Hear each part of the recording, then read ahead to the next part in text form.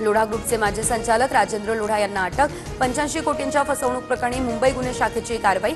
मंगलप्रभात लोढा यांचे पुत्र अभिषेक लोढा यांना जीवे मारण्याची धमकी दिल्याचा आरोप। 23 सप्टेंबरपर्यंत राजेंद्र लोढा यांना कोठडी। उमेदवारांच्या समान नावांमुळे होणारा गोंधळ आता टळणार। ईव्हीएमवरती उमेदवारांचे रंगीत छायाचित्र लावणार राज्य निवडणूक आयोगाचा निर्णय। मतपत्रिका अधिक स्पष्ट बनवण्यासाठी नावं आणि निवडणूक चिन्ह ठळकपणे प्रदर्शित केली जाणार। दिशा पाटणीच्या घरावर गोळीबार करणाऱ्या दोन्ही आरोपींचा झाला एन्काउंटर। गाझियाबादमधील चकमकीत पोलिसांच्या गोळीबारात दोन्ही आरोपींचा मृत्यू। राज्यातील 30 जिल्ह्यांमध्ये 17 लाख हेक्टरवरील पिकांचं नुकसान। नांदेड जिल्ह्याला सर्वात जास्त फटका। अतिवृष्टीग्रस्त शेतकऱ्यांना सरकार तातडीने मदत करणार। मुख्यमंत्री फडणवीसांचं आश्वासन। पीयूसीचे दर 16% वाढणार। नवीन दर निश्चितीसाठी दिल्ली, मध्य प्रदेश, कर्नाटक, गोवा राज्यांचा आढावा। परिवहन विभागानं नेमलेल्या समितीकडून पीयूसी दरवाढीचा अहवाल तयार।